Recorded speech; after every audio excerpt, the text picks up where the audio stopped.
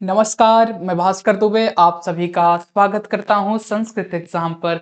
क्या हाल चाल है आप सबके? आप सभी अच्छे होंगे, मस्त होंगे, स्वस्थ होंगे। आज हम लोग एक ऐसे टॉपिक के साथ मिल रहे हैं जिसका नाम छंद है।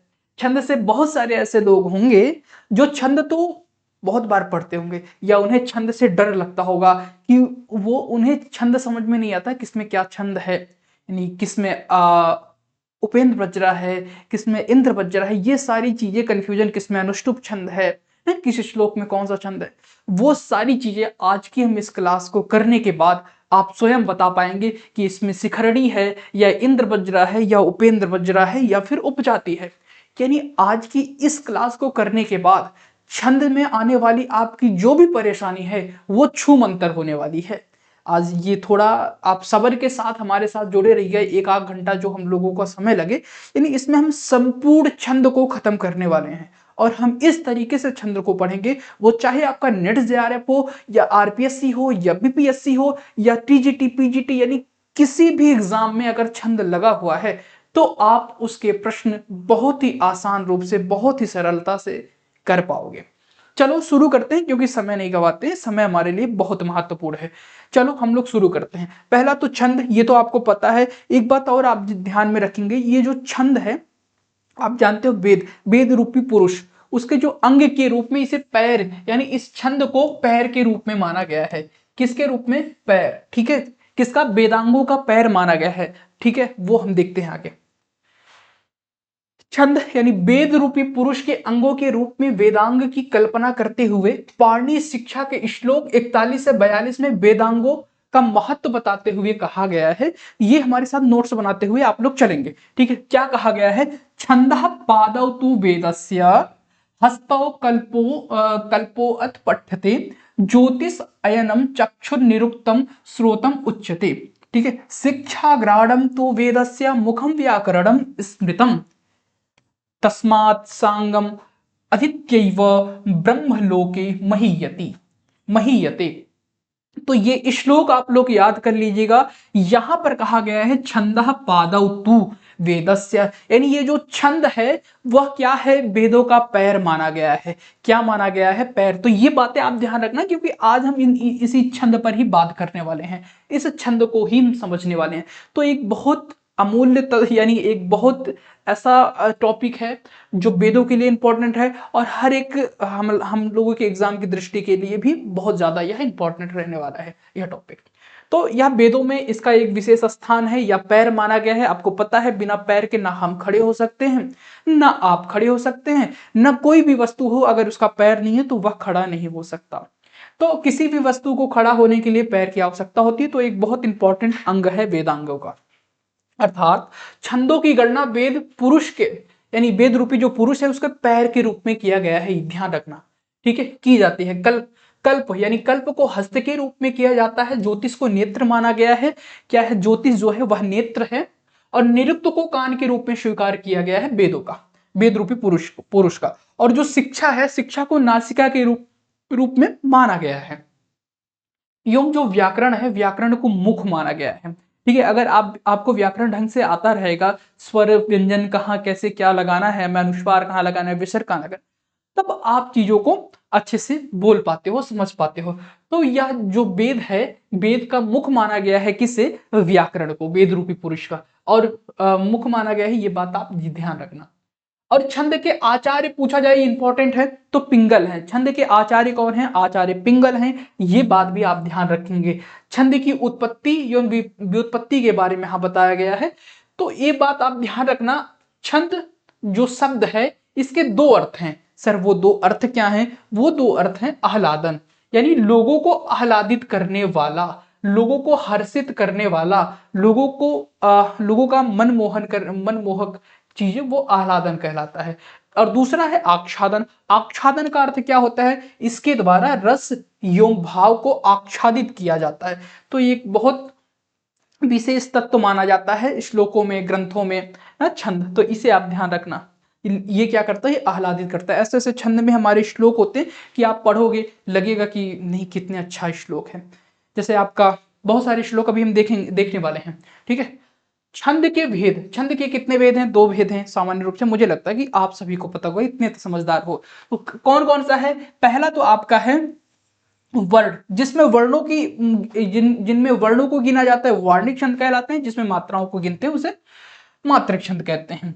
छंद वर्णों या मात्राओं की गणना भेद से 2 प्रकार का हो जाता है, ठीक है, ये बात आप ध्यान रखना। इस प्रकार जहां पर अक्षरों की गणना होती है उसे वर्ण वृत्त अर्थात वर्णिक छंद, अनुष्टुप इत्यादि ये सारे बता रही है। जो अनुष्टुप है, इंद्र बज्रा है, उपेंद्र बज्रा है, उपजाति है, ये सारे छंद क्या हैं? ये वर्णिक छंद हैं। ठीक है सर, ये भी हम समझ गए। आगे चलते हैं। जिस स्थान पर मात्राओं की गणना होती है उसे मात्रिक छंद कहते हैं। जैसे आर्या, एक ही छंद है मात्रिक छंद, आप ध्यान रखना वो छंद कौन सा है? आर्या छंद है। ठीक है, तो ये बात आप ध्यान रखना। और जितने छंद है हमारे क्या है? वर्णिक छंद है। प्रत्येक श्लोक में 4 पाद होते हैं, यानी जो भी जितने श्लोक होते हैं आपको पता है उसमें 4 पाद यानी 4 चरण होते हैं। ठीक है, 4 चरण होते हैं। इस श्लोक के चतुर्थांश को पाद या चरण कहते हैं, वही। ठीक है, आप लोग पढ़ते होंगे, जैसे कोई भी श्लोक आप लोग जब देखोगे तो उसमें 4 चरण होंगे, जैसे हम यहां पर देखते हैं, आगे देखेंगे। ठीक है, आप कर्पूर गौरम भी पढ़ लो, या कोई भी ऐसा श्लोक हो जो भी आप पढ़ोगे उसमें देखोगे 4 पैद 4 चरण होते हैं। ठीक है, वही बातें हो रही हैं। और यहां हम देखते हैं, यानी छंद के पहले जो कुछ नियम है जो हमें जानना चाहिए, हमारे लिए बहुत आवश्यक है, वो नियम पहले हम जान लेते हैं कि कब कौन सी मात्राएं होती हैं। तो इसमें 2 मात्रा होती हैं, आपको पता है, गुरु के, इसमें छंद में होता है मात्रा। ठीक है, गुरु और लघु, ये बात आप ध्यान रखना। गुरु के लिए हम प्रयोग करते हैं गुरु के लिए हम प्रयोग करते हैं क्या? इस तरीके की मात्रा का, और लघु के लिए हम प्रयोग करते हैं इस तरीके की मात्रा। तो ये विशेष रूप से आप इसे ध्यान रखना, ये क्या है? लघु है, ये क्या है? गुरु है। ठीक है सर, छंद शास्त्रों में ह्रस्व स्वर को लघु कहते हैं, यानी जो ह्रस्व स्वर होते हैं, आपको पता है आ ई उ री, ये क्या है? ये ह्रस्व स्वर है। ठीक है, ये बड़ा आ, छोटी बड़ी ई, छोटा उ, बड़ा उ, ये हमारे क्या कहलाते हैं? दीर्घ। तो जो ह्रस्व होगा यानी आ ई उ और री, ये आपके क्या है? ये ह्रस्व हैं। ठीक है, ह्रस्व, ह्रस्व स्वर हैं। इसी तरीके से हम कर दिए आ ई उ, ठीक है, री, तो ये हमारे क्या कहलाएंगे? ये दीर्घ कहलाएंगे। तो ह्रस्व और दीर्घ तो ये आपको पता है, इसमें मुझे आपको बताने की जरूरत नहीं है, इतने समझदार आप लोग लगते हो और हो भी, तो वही बात कह रहे हैं। और ह्रस्व के लिए हम क्या प्रयोग करेंगे? यानी गुरु के लिए हम प्रयोग करेंगे इस तरीके की मात्रा का, और ह्रस्व के लिए प्रयोग करेंगे इस तरीके की मात्रा का। बस इसमें इतना सही बात है, इतनी बातें हम ध्यान में रखेंगे। और एक बात और है, यही हम समझ लेते हैं उस बात को भी। क्या बात है ऐसी जो यहां पर आप समझा रहे हो सर? वो बात ये है, यदि यदि संयुक्त संयुक्त वर्ण से पूर्व, यानी पहले वाला वर्ण, यानी संयुक्त वर्ण से पूर्व वाला पहले वाला वर्ण आपका ह्रस्व ह्रस्व हो ह्रस्व हो तो वह दीर्घ माना जाएगा। क्या माना जाएगा? दीर्घ, यानी गुरु माना जाएगा। गुरु मान लिया जाएगा। ठीक है, कैसे मान लिया जाएगा? जैसे हम यहां पर देखते हैं, हम देखते हैं यहां पर कक्षा, कक्षा हम देखते हैं। ठीक है, ये जो का है वो क्या है? वो एक सामान्य सा हर्ष वाला व्यंजन है, इस तरीके से इसका मात्रा इस तरीके से होगा। कक्षा, ये आपका गुरु है ना, पर ऐसा नहीं है। यहां पर ये नियम है, जो कुछ नियम मैं आपको बता रहा हूं, ये नियम आप ध्यान रखेंगे। पहला नियम, संयुक्त वर्ण, यानी जिसमें 2 वर्ण मिले हों। ठीक है, वो जैसे 2 वर्ण मिले हों, आपका कक्षा हुआ ना, कंपन हुआ, कंपन, तो ये जो कंपन में ये मापा है, ये आपका संयुक्त वर्ण है। कौन सा वर्ण है? संयुक्त वर्ण। ठीक है, क्योंकि इसमें 2 वर्ण मिल गए, तो जिसमें 2 वर्ण मिल जाएंगे वो हमारा संयुक्त वर्ण कहलाएगा। तो इससे पूर्व वाला वर्ण भी हमारा क्या मान लिया जाएगा? इससे पहले वाला ये जो का है वो हमारा गुरु मान लिया जाएगा। और इसकी जो मात्रा हमें लगेगी वह लगेगी क्या? इसकी मात्रा हमें लगेगी इस तरीके से गुरु की। फिर ये पा मापा या पा जो है वो ह्रस्व है, ना भी आपका ह्रस्व है। तो इसकी जो हमारी पूरी मात्रा हुई आपका गुरु लघु लघु, ये इसकी मात्रा होगी। तो क्या आप ये बात समझ पाए कि नहीं यहाँ पर किस तरीके से हुआ है। उसी तरीके से कक्षा है, ये आपको पता है कक्षा, ये आपके इसमें दो वर्ड मिले हैं, तो इसलिए इन दो वर्डों में ये संयुक्त वर्ड हुआ छा, ठीक है, ये संयुक्त वर्ड हुआ, इसलिए ये जो का है वो गुरु मान लिया जाएगा और छा भी आपका गुरु है। तो इनकी जो मात्रा दो होगी वो इस तरीके से होगी, ठीक है, ये भी समझ गए। ये हमारा था पहला नियम। दूसरा नियम आप ध्यान रखेंगे, ये हम पहला नियम आपको बता रहे हैं, तो इसमें दो नियम है, वो दो नियम आप जान लीजिएगा। तो दूसरा नियम हमारा, ये दूसरा नियम, दूसरा नियम ये है कि अनुस्वार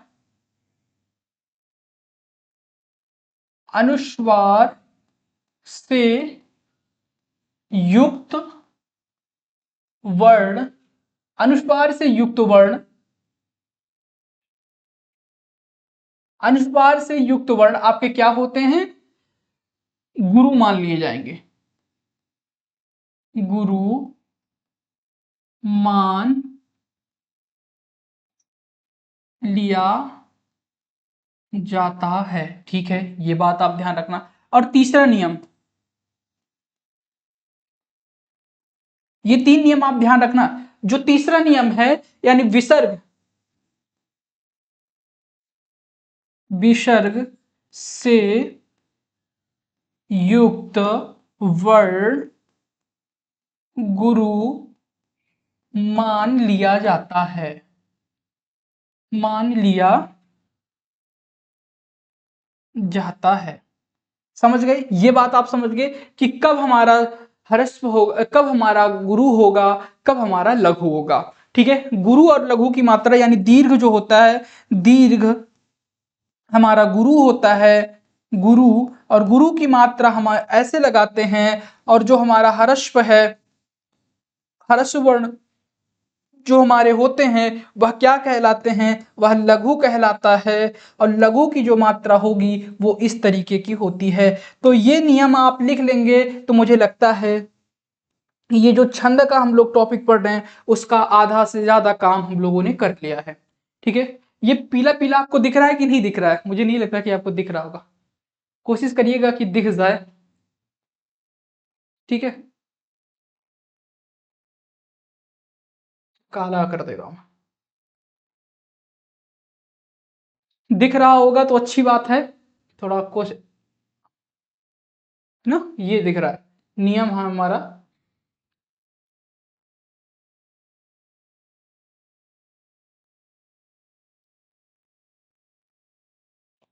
ठीक है, इसे आप लोग ध्यान रखेंगे। हम आगे चलते हैं, सब हमें पता चल गया गुरु क्या होता है, लघु क्या होता है, गुरु की मात्रा कब लगेगी और लघु की मात्रा कब लगेगी, ये बातें आप समझ गए। अब हम आगे चलते हैं, नेक्स्ट हम लोग देखते हैं, नेक्स्ट क्या रहने वाला है कि लघु गुरु लक्षण, यानी लघु गुरु का लक्षण यहां पर बता रहे हैं। वह लक्षण क्या है, सनुस्वारो विसर्गंतो दीर्घो युक्त परश्च यह वह पदांते गुरुर्गीयो मातृको लघु, वही बातें हो रही हैं जो बातें हम लोगों ने अभी करके आए, हम लोग करके आए हुए, यानी जो हमने पिछली क्लास यानी पिछले यहाँ पर हम लोग देखे हुए हैं कि पहला नियम, जो दूसरा नियम हमने आपको बताया कि अनुस्वार से युक्त वर्ण गुरु मान लिया जाता है। क्या मान लिया जाता है, गुरु, ठीक है, युक्त वर्ड हमारा क्या मान लिया जाता है, गुरु मान लिया जाता है, ये ध्यान रखना। और विसर्ग से युक्त वर्ड भी क्या मान लिया जाता है, गुरु मान लिया जाता है। और दीर्घ वर्ड, दीर्घ वर्ड हमारा क्या है, गुरु है, और इसकी मात्रा इस तरीके से लगती है।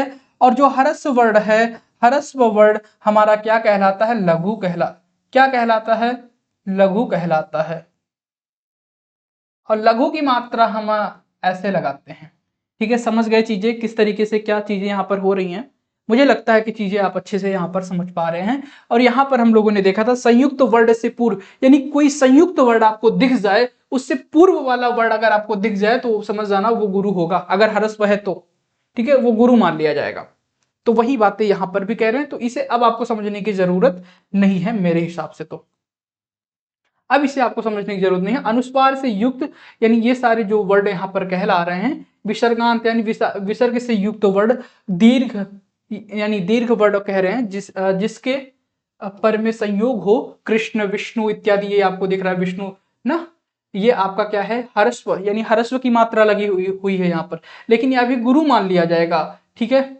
और यह आपका हरस्व हरस्व है ही, तो यह गुरु मान लिया गया है। क्यों मान लिया गया है? क्योंकि इससे पूर्व जो विष्णु है, आप देख पा रहे हो विष्णु ना, विष्णु ये सा और ड़ा एक में है, यानी ये संयुक्त वर्ण मान लिया गया है, इसलिए ये जो बी है ये आपका गुरु मान लिया जाएगा, और ये जो आपका अड़ु है ये आपका क्या मान लिया जाएगा, हरस्व, क्योंकि यहाँ पर हरस्व उकार है, यानी हरस्व की मात्रा है। किसकी मात्रा है? हरस्व। और यहाँ पर किसकी मात्रा है? गुरु, यानी यहाँ भी हरस्व है, लेकिन इस संयुक्त की वजह से यहाँ पर क्या हुआ है? गुरु हुआ है। तो चीजें समझ पा रहे हैं? संयुक्त वर्ण से पूर्व वाला यानी पहले वाला वर्ण हमारा क्या होता है? गुरु होता है। तो मुझे लगता है कि ये आप अच्छे से समझ पा रहे हो। चाहे वह हरस वर्ण, यहां पर कह रहा है ना कि ऐसे वर्ण गुरु हैं पदांत में स्थित वर्ण, यानी पद के अंत में स्थित वर्ण, चाहे वह हरस्व या दीर्घ कैसा भी वर्ण हो ना। चीजें समझ पाए बेहतर तरीके से? विकल्प से गुरु माना जाता है, इससे अन्य जो भी है ऐसा, यानी ये आपका एक मात्रा वाला जो आपका वर्ड होता है वो लघु माना जाता है। तो वो सारी चीजें आप समझ पाए। यहाँ पर हम आगे चलते हैं। अब जो हम लोगों का अगला स्टेप रहने वाला है वह है वर्ण गढ़ विचार। गढ़ विचार तो आपको पता है, यमाता राजभान सलगा, किसे नहीं याद होगा? अगर आपको नहीं याद है तो आप इसे याद कर लीजिएगा, यमाता राजभान सलगा, इसी से हम गढ़ विचार करते हैं, ठीक है। जैसे यमाता जो है हमारा, ठीक है, या से तीन वर्ड लेंगे, यमाता यानी आता है हमारा यमाता, ठीक है। और इसी को कहते हैं यगड़, यानी जो वर्ड का पहला वर्ण है उसी से हम गढ़ कहते हैं। यगड़, मगड़, तगड़, रगड़, जगड़, भगड़, नगड़, सगड़, ये इतने सारे आपके गढ़ हैं। पूरा गढ़ कितने होते हैं पूछे तो 8 गढ़ होते हैं। कितने गढ़ होते हैं? 8 गढ़, ये आप ध्यान रखना, ठीक है सर। यगड़ में हम देखेंगे, यगड़ यानी यमाता, कभी कभी ऐसे ही पूछ लिया जाता है, यगड़ में बताओ कितने गुरु हैं, कितने लघु हैं, कौन कौन सा गुरु है, कौन कौन सा लघु है। तो आप ध्यान रखना, जो पहला है वह लघु है हमारा, क्योंकि यह में कोई मात्रा नहीं है, यह हर्षव है। और माता माता माता हमारा क्या है?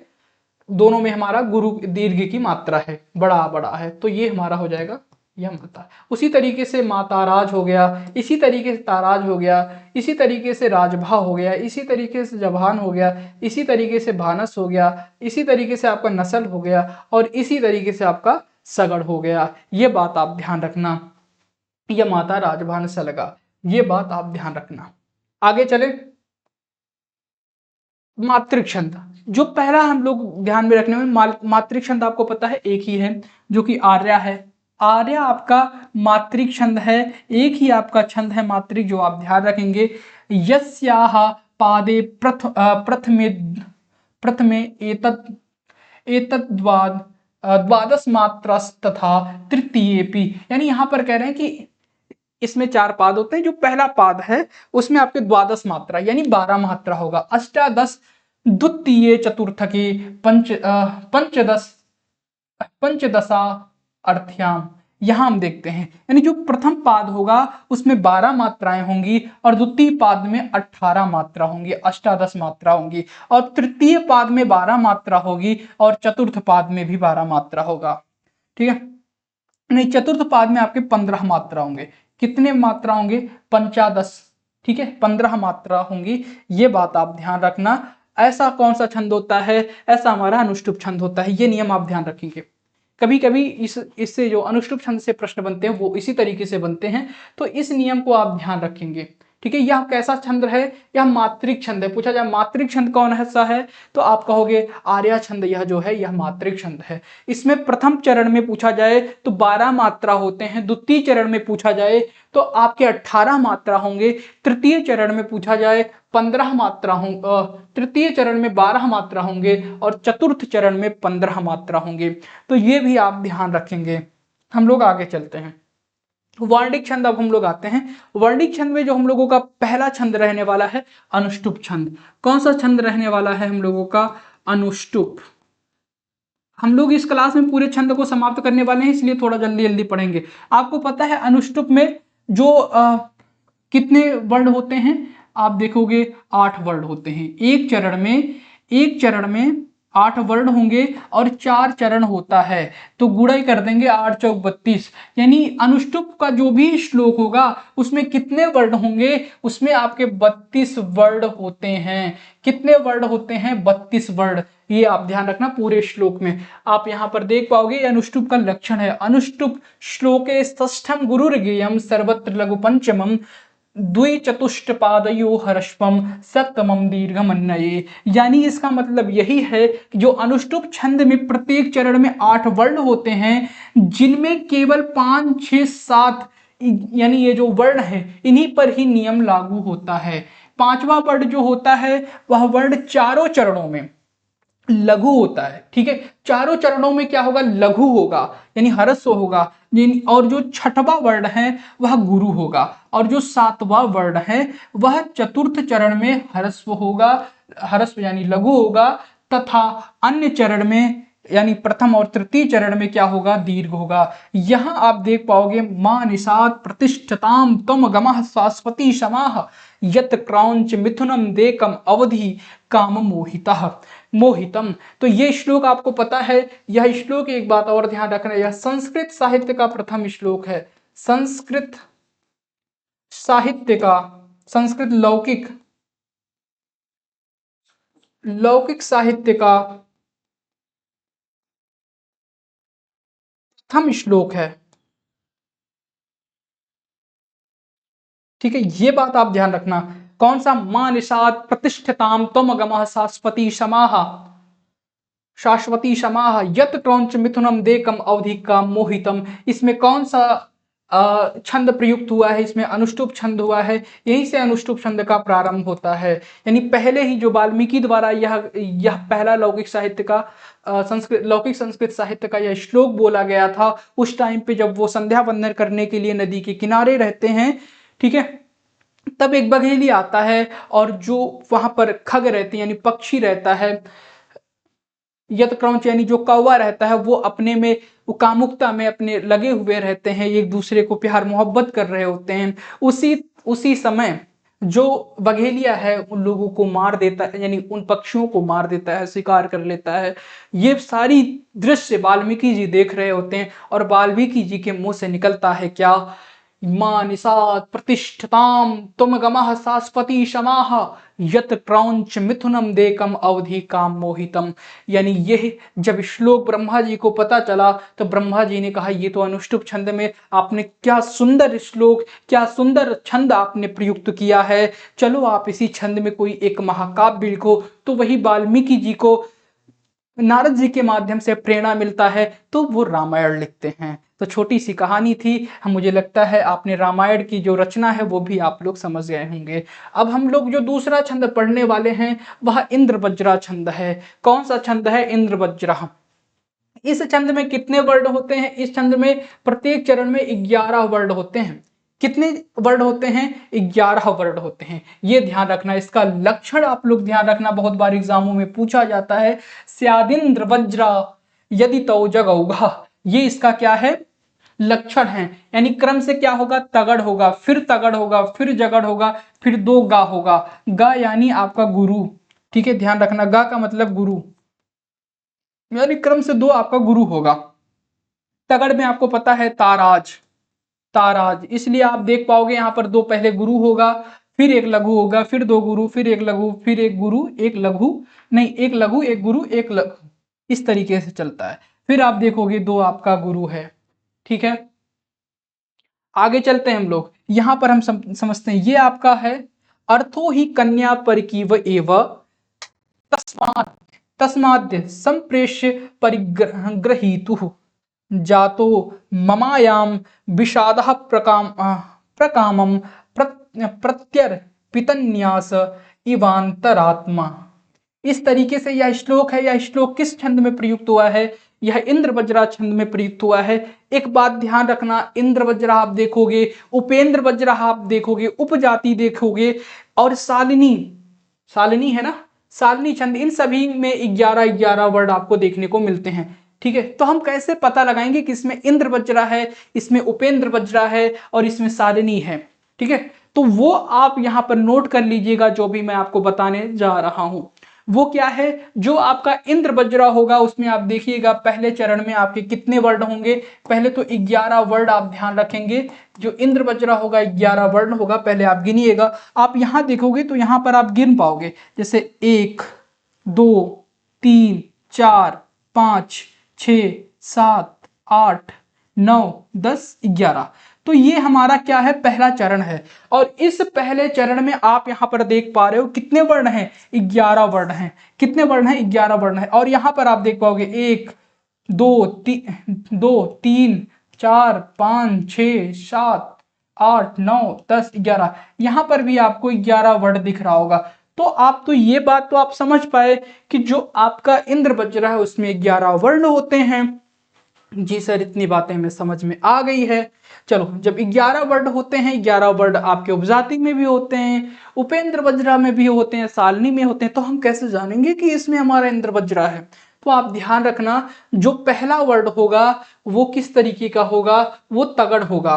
यानी जो फिर उसके बाद अब हम नियम पे आते हैं ना, जो नियम यानी मात्रा हम देखेंगे। फिर ये मात्रा यानी जो इंद्र बज्रा होगा वो उसमें पहले दो क्या होगा, पहले तो आपका होगा गुरु, पहले दो आपका क्या होगा, गुरु होगा। ये बात आप ध्यान रखना, पहला दो वर्ड आपका गुरु होगा, फिर लघु होगा। ठीक है, इस तरीके के आपका वो मात्राएं लग रही होंगी। यहां पर आप देख पाओगे अर्थो, कहोगे सर अर्थों में कहां गुरु है। तो सर मैंने आपको बताया था, अर्थो यानी जो जिसमें संयुक्त वर्ड, संयुक्त वर्ड, जो संयुक्त वर्ड होता है उससे पहले वाला वर्ड आपका गुरु मान लिया जाता है। क्या मान लिया जाता है, गुरु। सर यहाँ पर ये जो अर्थो है यानी रा और था में दो वर्ड हैं। कौन कौन सा, आधा रा है और था है, बना हमारा क्या, अर्थो। तो ये जो अर्थो है यानी इस संयुक्त वर्ड के योग से ये ह्रस्व वर्ड भी हमारा गुरु मान लिया जाएगा। और अर्थो हमारा गुरु है ही, और ये हमारा क्या है, लघु है। तो ये बातें आप ध्यान रखना, पहला दो वर्ड आपको गुरु देखना है, फिर आपको लघु देखना है। समझ गए इतनी बात। तो वो हमारा क्या होगा, इंद्र बज्रा छंद होगा। कौन सा छंद होगा, इंद्र बज्रा। पहले तो आपको 11 वर्ण देखने हैं, फिर आपको उसमें मात्राएं देखनी है। अगर पहली दो मात्रा गुरु और एक लघु आपको दिख रही है, समझ जाना इंद्र बज्रा है, कोई उसमें हेडक नहीं है, कोई उसमें परेशानी है ही नहीं। आगे चलते हैं हम लोग, उपेंद्र बज्रा छंद की ओर हम आगे बढ़ते हैं। ये जो हमारा उपेंद्र बज्रा छंद है ना, इसमें भी हमारा 11 वर्ड होते हैं। कितने वर्ड होते हैं, 11 वर्ड होते हैं। जी सर 11 वर्ड होते हैं, ये तो मुझे पता है। ठीक है, अब इसको हम कैसे पहचानेंगे कि इसमें उपेंद्र बज्रा हुआ है। तो आप ये ध्यान रखना, इसमें जो पहला वर्ड होता है ना, वो क्या होगा, वो ह्रस्व होगा यानी लघु होगा। पहला वर्ड इसमें क्या होगा, लघु होगा। पहला वर्ड हमारा क्या होगा, लघु होगा। ये बात आप ध्यान रखना। जभान है, जभान में पहला वर्ड लघु, फिर गुरु, फिर लघु, इस तरीके से होता है। आप देख पाओगे, त्वमेव माता च पिता त्वमेव, त्वमेव बंधु च सखा त्वमेव, त्वमेव विद्या द्रविणम त्वमेव, त्वमेव सर्वम मम देव देव देव। तो ये वर्ड इसमें आपका कौन सा छंद है पूछा जाए तो इसमें आप ध्यान रखना, इसमें हमारा जो छंद प्रयोग हुआ है वह छंद है उपेंद्र बज्रा। यहां आप देख पाओगे पहला आपको लघु दिख जाएगा, दूसरा गुरु, फिर लघु। उसी तरीके से यहाँ पर आपको दो माता, ठीक है, उसके बाद यहाँ पर आपका गुरु गुरु है, इस तरीके से चीजें चल रही है। तो हमें पहले ही ध्यान रखना है, जो आपका उपेंद्र बज्रा है, उपेंद्र बज्रा में 11 वर्ड होते हैं और पहला वर्ड लघु होगा। क्या होगा, लघु होगा। ये ध्यान रखना। हमारा खत्म हो गया यहाँ पर उपेंद्र बज्रा वर्ड। आप देख पाओगे प्रत्येक चरण में जो पहला वर्ड होगा वो लघु होगा। ठीक है, समझ गए, उपेंद्र बज्रा भी समझ गए। और इंद्र बज्रा यहाँ पर था, इंद्र बज्रा में जो पहला वर्ड हमारा होता है वह क्या होता है, जो इंद्र बज्रा में पहला वर्ड होता है वह गुरु होता है, दूसरा वर्ड भी गुरु होता है और तीसरा वर्ड हमारा क्या होता है, लघु होता है। तो ये इतनी बातें ध्यान रखना। और उपेंद्र बज्र में पहला और दूसरा यानी पहला वर्ड लघु, दूसरा वर्ड गुरु होता है। ठीक है सर, हमने समझ लिया। इंद्र वज्रह और उपेंद्र वज्रह। अब हमको उपजाति बताइए।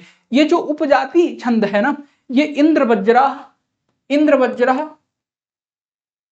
इंद्र वज्रह और उपेंद्र वज्रह,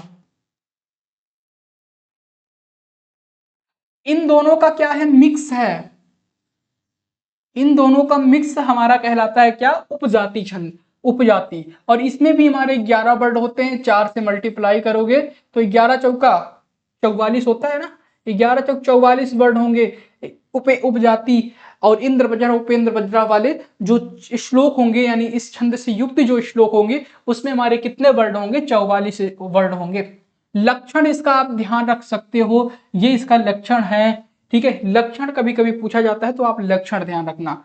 उपजाति के प्रत्येक पाद में 11 वर्ड होते हैं। यह इंद्र वज्रह और उपेंद्र वज्रह दोनों छंदों का योग से बनता है। यानी आप देखोगे, आपने इंद्र वज्रह में देखा था, जो पहला वर्ड आपको इंद्र वज्रह में दिखता है वह क्या दिखता है, गुरु दिखता है। क्या दिखता है, इंद्र वज्रह का पहला वर्ड आपको गुरु दिखता है। गुरु दिखता है कि नहीं, जी सर। और जो उपेंद्र वज्रह है उसका पहला वर्ड आपको लघु दिखता है, जी सर दिखता है लघु। ये आपका इंद्र, इंद्र वज्रह, ये आपका उपेंद्र वज्रह, ठीक है सर, ठीक है, उपेंद्र वज्रह और इंद्र वज्रह। तो अब यहां हम देखते हैं, यानी यहां उसका मिक्स है। तो आप देख पाओगे इसमें हर एक श्लोक में 4 चरण होंगे। तो आप देखोगे पहले चरण में या तो उपेंद्र वज्रह वाला नियम लागू होगा, या तो आपको इंद्र वज्रह वाला नियम लागू होगा। तो वही आपको देखना है। तो आपको यहाँ पर पूरा श्लोक आपको दिया रहेगा, तभी आप चीजें समझ पाओगे। जैसे यहाँ पर दिया गया है, गुड़ा गुड़ा गुड़ गुड़गेशु गुड़ा भवंती, फिर आपका है तेनुर्गुणम प्राप्य भवंती दोषाः। फिर यहाँ देख पाओगे, अस्य बाद यतो याः प्रभवन्ति नद्यः समुद्रमासाद्य भवन्नेप्यः।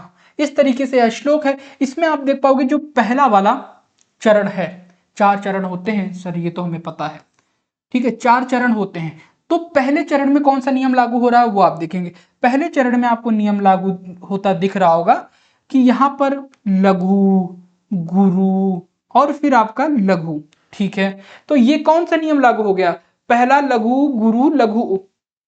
तो ये होता है कहां, उपेंद्र वज्रह में। तो पहले चरण में कौन सा छंद प्रयुक्त हुआ है सर, पहले छंद में उपेंद्र वज्रह प्रयुक्त हुआ है। लेकिन जब आप दूसरा चरण देखने जाओगे ना, तो यहां पर आपको इंद्र वज्रह वाला नियम लागू होता दिख जाएगा। पहला वर्ड आपका क्या दिख जाएगा, लघु। दूसरा वर्ड भी आपका लघु दिख जाएगा, क्योंकि ये तेनिर यानी तेनिर गुड़ है ना, गा में रा है यानी संयुक्त वर्ड है। तो इससे पूर्व वाला जो नी है, ये हरस होते हुए भी क्या है, गुरु है। तो इसलिए यहां पर ये वाला इस तरीके का हम चिन्ह प्रयोग किए हैं, ठीक है। हमारा बना क्या, तेनिर गुड़। तो यहां पर हमारा हो जाएगा हरस्व, ठीक है। इस तरीके की मात्रा, इसमें हमारा कौन सा छंद प्रयुक्त हुआ है, इधर हमारा इंद्र वज्रह और इधर हमारा उपेंद्र वज्रह।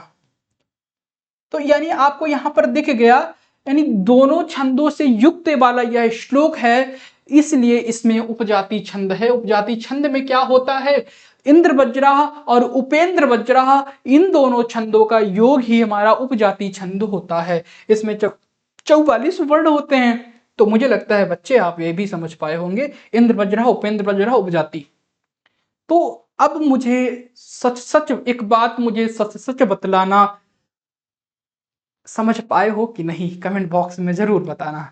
क्योंकि मुझे लगता है कि जो सबसे ज्यादा कंफ्यूजन रहता है वो इंद्र वज्रह उपेंद्र वज्रह उपजाति में होता है, क्योंकि तीनों में हमारा 11-11 वर्ड होते हैं, हम कंफ्यूज रहते हैं। इंद्र वज्रह में पहला वर्ड आपका लघु, दूसरा वर्ड भी लघु, तीसरा वर्ड आपका ह्रस्व होता है, ने गुरु होता है, ये ध्यान रखना। पहला वर्ड, सॉरी फिर से बता रहा हूं, इंद्र वज्रह में जो पहला वर्ड आपका गुरु, गुरु यानी इस तरीके की मात्रा, फिर दूसरा वर्ड गुरु, फिर लघु, इस तरीके का।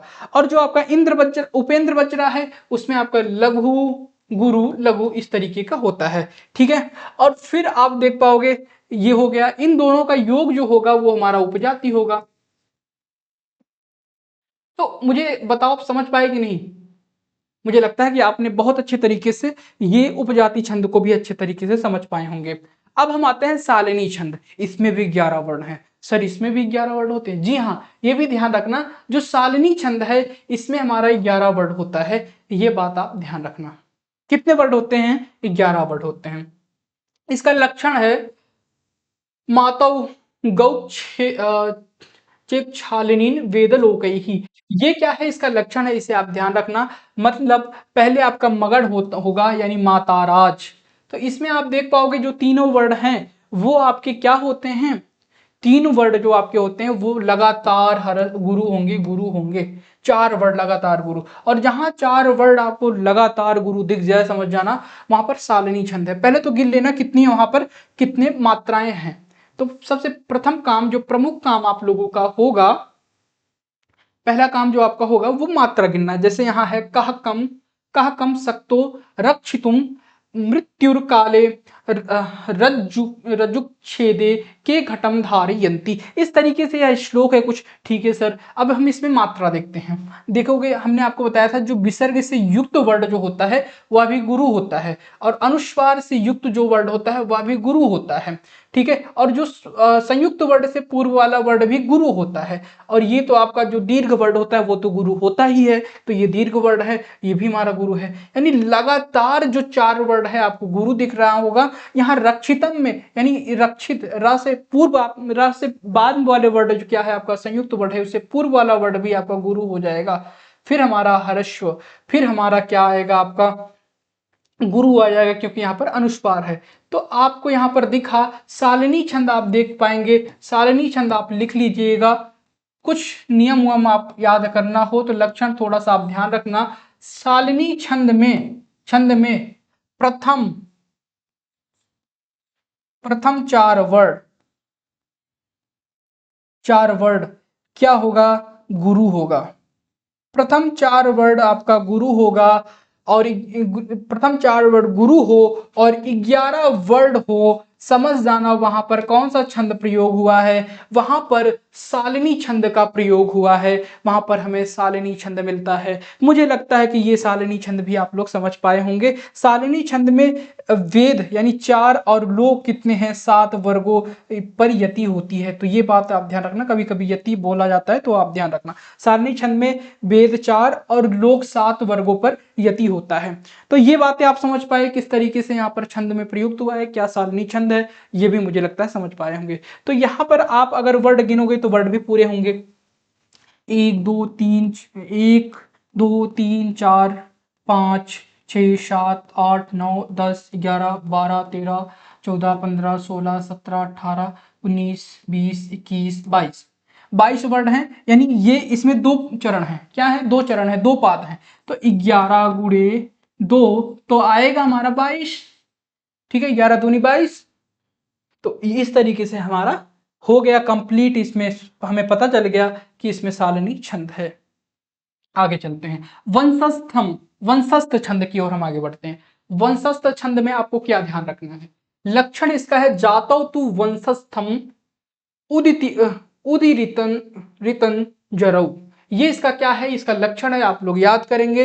यानी इसी लक्षण से हमें पता चलता है कि पहले चरण में क्या होगा, पहले जगड़ होगा। जैसे होता क्या, जभान यानी जगड़ तगड़ जगड़ रगड़, इस तरीके से हमारा ये क्या है, यानी पूरे मात्राएं चलती हैं इस पूरे श्लोक में।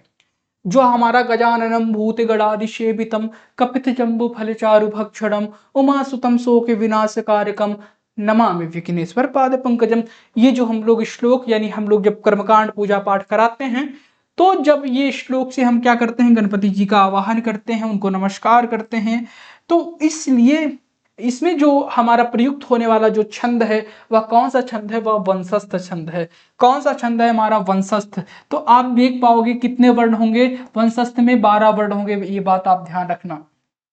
ठीक है, 12। और क्रम से जगड़ तगड़ जगड़ रगड़ होता है। जगड़ का मतलब होता है जभान, जभान। ये मात्रा हम निकालने के लिए हम करेंगे लघु गुरु लघु, यानी पहले आपका लघु होगा, फिर आपका गुरु होगा, फिर आपका लघु होगा।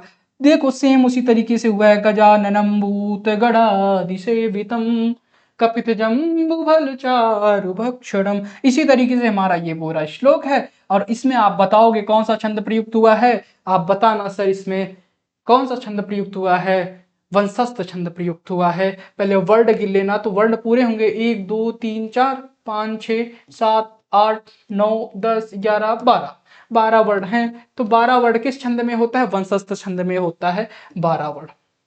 ठीक है, एक चरण में आपको देखना है।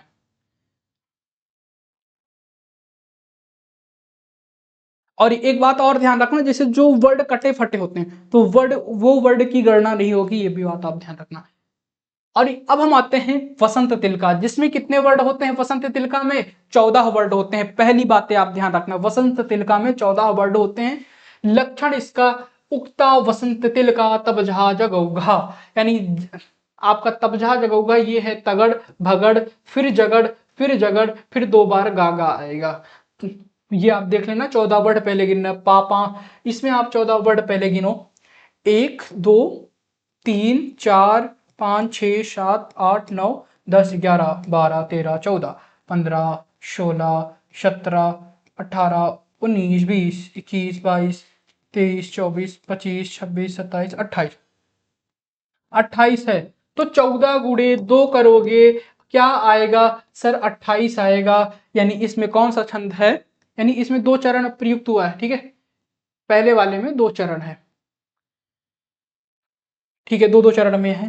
तो एक चरण में आपका कितने वर्ड आएगा? 14। 2 चरण में आपके कितने आएगा? 28।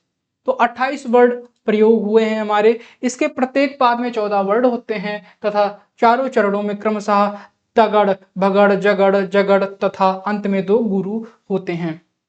ये भी आप ध्यान रखना, ठीक है। वसंत तिलका में पूछा जाए कितने वर्ण हैं? 14। सबसे पहले अगर आपसे पूछा जाए वसंत तिलका ना, तो सबसे पहले आप दौड़ के वर्ण गिनिएगा, कितने वर्ण है, क्या 14 वर्ण पूर्ण हो रहे हैं? पूरे हैं। तो अगर 14 वर्ण पूरे हैं तो हमारा कौन सा छंद हो जाएगा? वसंत तिलका। हम आगे चलते हैं। अब हम आते हैं मालिनी छंद की ओर। इतनी जल्दी हम लोगों ने 8 छंद को पढ़ लिया, निपटा लिया। सब आपको नोट्स बनाते चलना है हमारे साथ में, ऐसे खाली नहीं बैठना है आपको।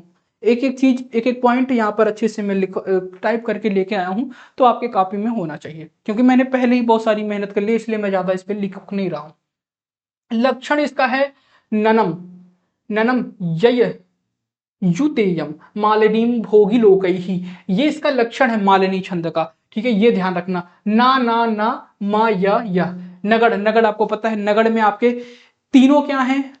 लघु हैं, तीनों आपके लघु होते हैं, ये बात आप ध्यान रखना। और कितने वर्ड हो गए? सबसे पहले बात है हमें इसमें ध्यान, मालिनी में आपको ध्यान रखना है 15 वर्ड होते हैं। कितने वर्ड होते हैं?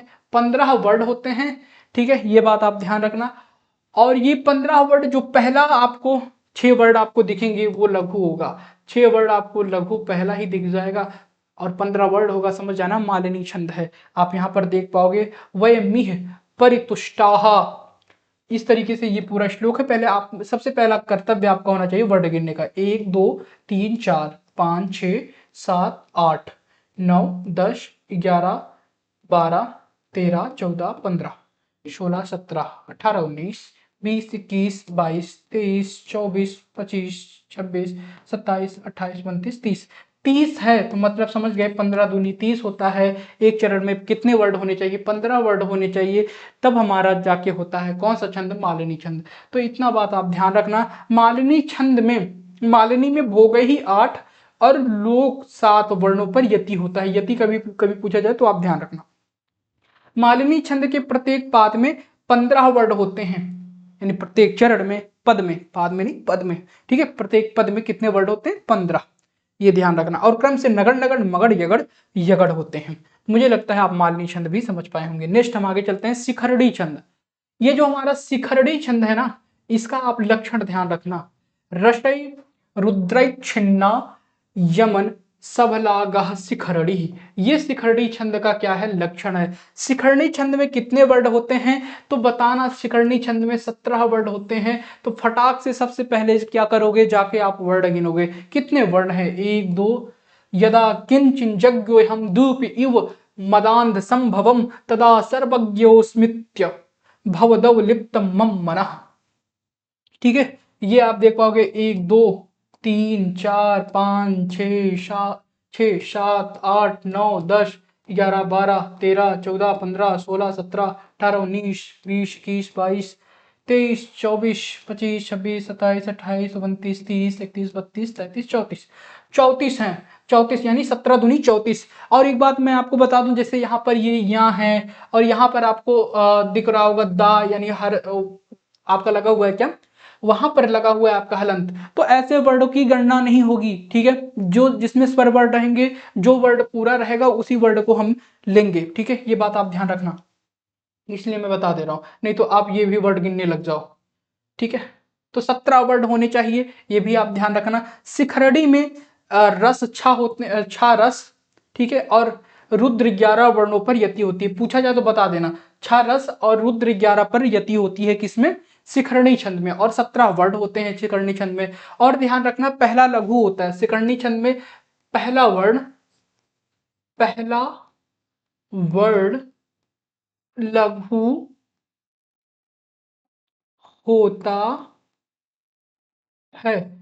ठीक है, जो शिखरणी छंद होता है उसमें पहला वर्ड आपका लघु होता है, इतने से काम हो जाएगा। 17 वर्ड होंगे, पहला वर्ड आपका लघु होगा। और मंदाक्रांता छंद अब हम आते हैं। कश्चित कांता विरह गुरुड़ा स्वाधिकारात् प्रमत्तः सापेनास्तंगमित महिमा वर्ष भोगेण भर्तुः। इस तरीके का ये जो श्लोक है ना, इसमें कौन सा छंद प्रयुक्त हुआ है? मंदाक्रांता छंद प्रयुक्त हुआ है। इसमें भी 17 वर्ड हैं। कितने वर्ड हैं? 17 वर्ड हैं। और जो पहला वर्ड होगा, पहला वर्ड समझने के लिए, क्योंकि शिखरणी में और मंदाक्रांता में दोनों 17 वर्ण हैं, लेकिन जो आपका मंदाक्रांता छंद होगा उसमें जो पहला वर्ण होगा वो आपका गुरु होगा।